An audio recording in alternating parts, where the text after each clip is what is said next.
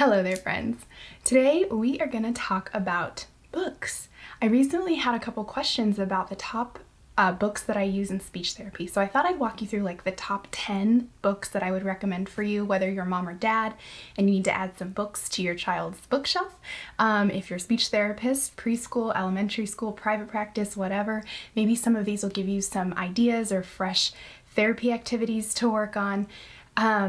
And then, if you're a teacher, these might be good books to add to your classroom bookshelf. So let's dive right in. I'm definitely starting at the preschool, early language preschool level here because we're going to talk board books.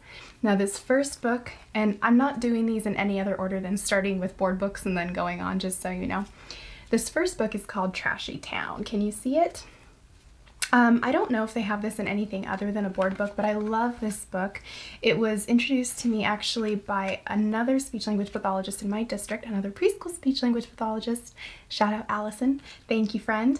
But she uses this book during community helpers, and so I started incorporating it into my lesson plans when the kiddos are learning about community helpers in their preschool classrooms. It's one of the themes that my preschool program has throughout the school year, and so this is a really good one because not only does it work on the community helper aspect and talk about, what the garbage man does or the trash man, Mr.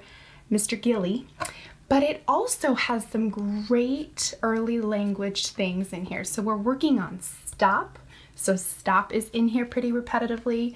The word no is in here. And there's some really good spatial concepts like behind, in, and again, stop and no happen on every page. I don't know if I'm showing you this, but when I'm working on stop and go, this is something that I'll pull out to kind of have a book to reference to build that familiar context. Now, before I go on, that's something I wanted to make sure I mentioned kind of close to the beginning of this video.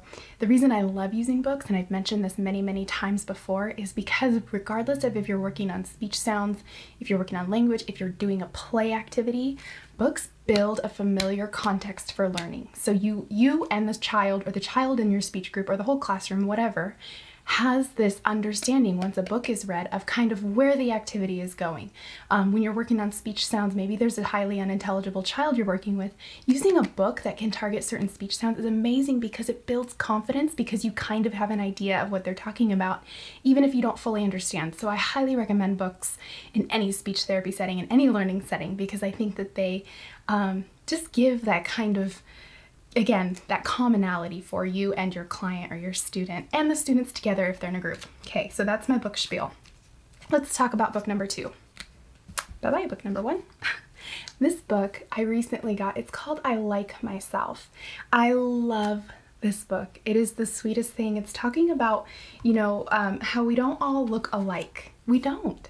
And it's going through this little girl as see her right here? She's so cute. But she's kind of looking around and realizing, oh, not everybody looks like me. Nobody else in this environment looks like me. But, oh, this looks like my nose, or these look like my eyes. But I have my own features. And I love it. I think it's so magical. I love this. I like me on the inside for all I think, say, and do, which I love. I work on my preschooler, or in our preschool program, we work on having words of affirmation for the kiddos. So they're always, I am kind, I am brave, I'm a good friend. And I love this because we talk about what's inside us and how much that really matters. I just love it. So this is another really great one, especially for those preschoolers, because we all come from different backgrounds. We all have different shades of skin, and it's so important to embrace those things. And so I think when we're talking about diversity and building that common love for each other, based on our cultural backgrounds, this is a great one to add to your library. Next, okay, this actually is part of a series. This is called Hands Are Not ForHitting.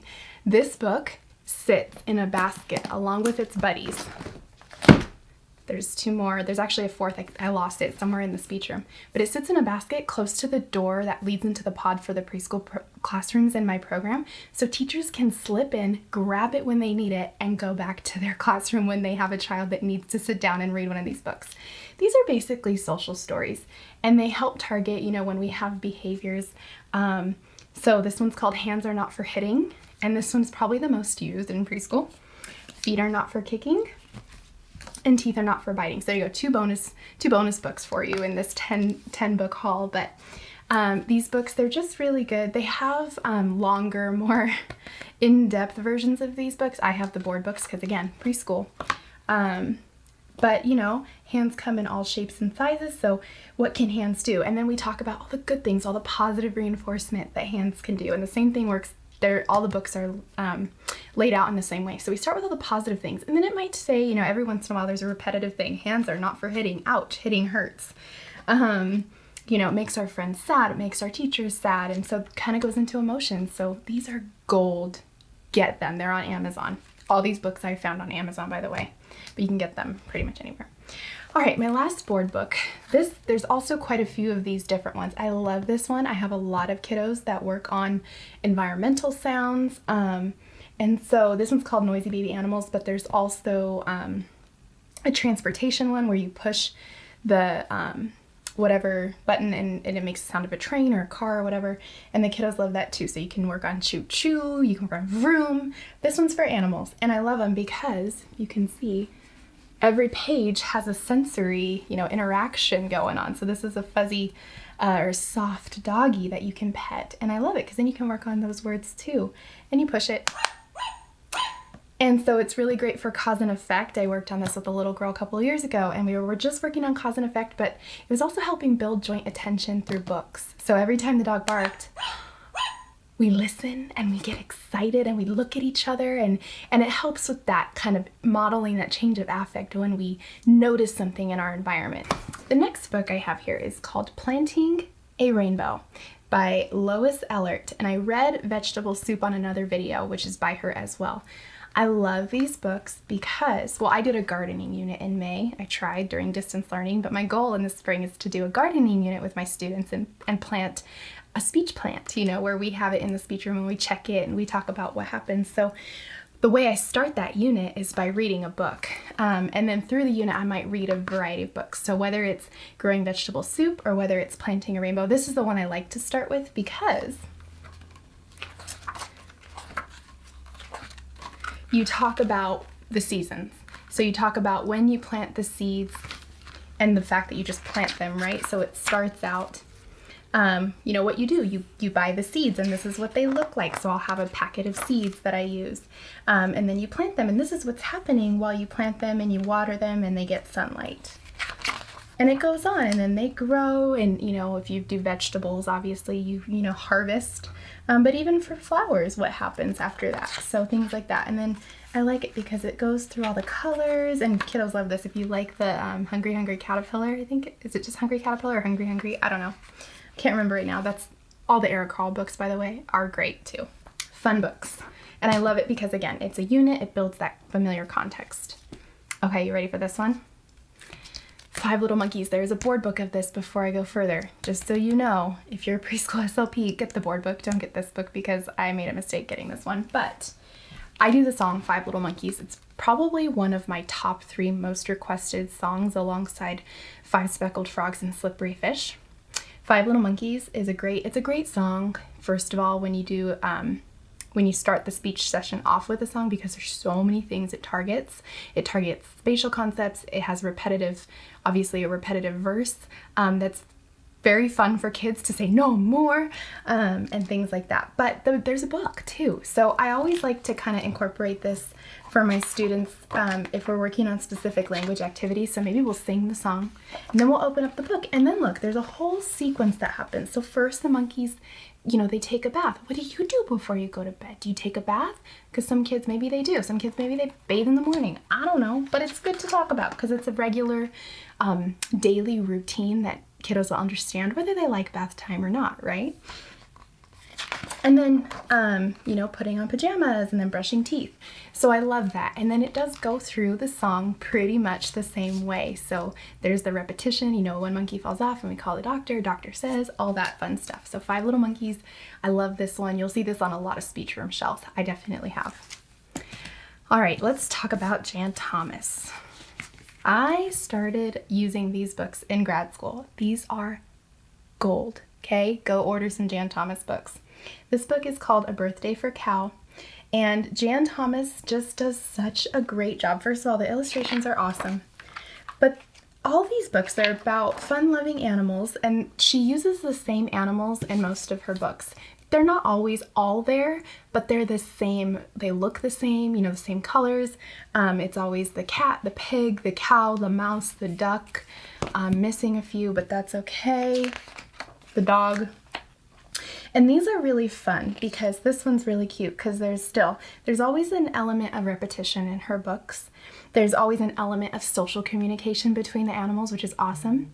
There's an element of humor that sometimes, especially my preschoolers, won't pick up on, but I do, so I find them hilarious. And then there's a way always to adapt these books, and I love it because if you can buy puppets that go along with all the animals, which I have puppets for every animal, these are super fun to role play with. And if you don't want to go spend money on puppets, that's fine. Make cutouts of each of these animals, string them on a necklace, put them around yourselves and your students.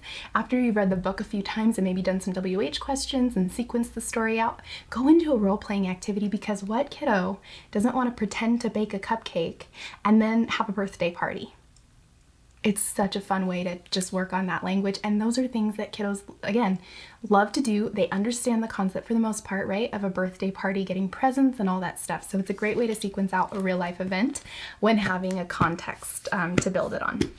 This is another book by Jan Thomas that I love. This is What Will Fat Cat Sit On?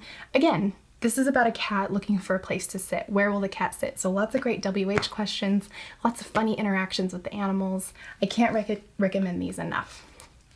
Now, I'm going to share with you a book that is so special to me.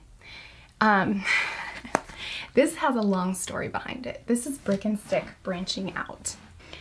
Brick and Stick are two of my very favorite characters. If you're not up close to this book, but if you were, you would see how well loved this book is.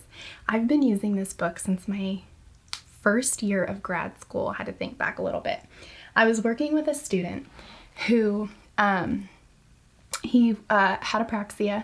He also had microcephaly, which I don't know why that I just remembered that right now, but it, for him, caused his attention to sometimes really be fleeting. So it would, you know, while we're working on, you know, because apraxia, you need so much repetition, right? And we'd be working on his syllable shapes, and we'd get like 2 repetitions in and he wouldn't want to do anymore. He'd be on to the next. And so it was always a little bit frustrating for me as the, you know, new grad clinician to be like, okay, I don't know how to keep his attention. So one of my supervisors recommended that I look for a book, because then you can be reading the book, and if it can hold his attention for the length of reading a book, you might get all those repetitions in. So I was like searching and searching and searching for a book with not S-blends. Well, S-blends were one of them, but for consonant, consonant, vowel, consonant words. Now, if you can find me another book that has consonant, consonant, vowel, consonant words, not just S-blends, he was a 3rd grader, so R's and S's were, you know, we were like, yeah, we can work on those. Like, let's work on them. L-blends, all of them. Yeah, find it. But this book, I'll tell you right now, has them all. Now, again, this is a little bit of a long story, but it's worth it. So at the time, I was working at a restaurant. I was working at the same restaurant that Mark, who is now my boyfriend, he wasn't at the time, he was working at. And one night after work, you know, we were all doing like our nightly side work, and I see Mark with this book bag going around showing this book to people, and I didn't understand what was going on. And so I went up to him and I said, what are you doing? You know, why are you selling a children's book to people? So he showed me the book, okay? Look at this. Consonant, consonant, vowel, consonant. Consonant, consonant, vowel, consonant. 2 consonant, consonant, vowel, consonant words on the cover. And I was like, this is magical. So he proceeded to tell me about the book. Mark's beautiful mama and himself co-wrote and authored this book. She actually, Julie is Mark's mom's name. Julie wrote this book for her kindergartners to help them work on ick words, ick rhyming words. So this is a rhyming book. Even better, because phonemic awareness, pre-literacy skills, hello. Anyways, can you tell I'm really passionate about this book? So this book is amazing. Brick and Stick Branching Out. Again, it has those very awesome syllable shape words, lots of S blends, lots of R blends, lots of L blends. and the ick rhyming that end sound is really good. But then how cute is this? It also talks about some very practical life situations like eating ice cream and getting brain freeze. So there's a little bit of a social story element in there for the kiddos too.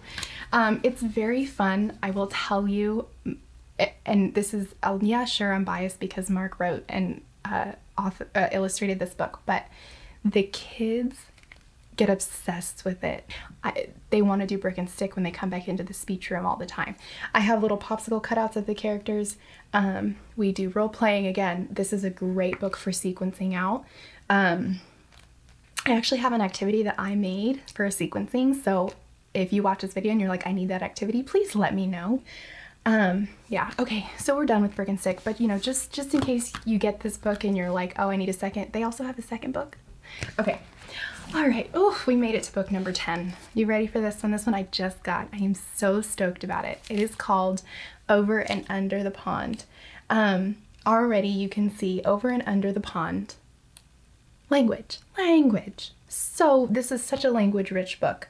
You're not only identifying, you know, creatures that live over and under the pond, but can you see, so there's a sweet mama and her son that are taking the day. So this book is so awesome because not only is it just, are they going around and they're having a dialogue, social communication, right? They're looking at the things over and under the pond. This book is also taking them throughout the day, so you can watch the light and all the colors and everything change as the day goes on, and you can talk about that, you know. Oh, now it's getting later in the day, you know, it's the sun is setting, and talk about the colors of the sky. There's also a lot of really great sounds in this book, and when I say sounds, I don't just mean speech sounds, which yes, you can totally work on speech sounds with any book. I am a firm believer in that. But they go through or as you go through, you might come across words like splash, gurgle, sploosh.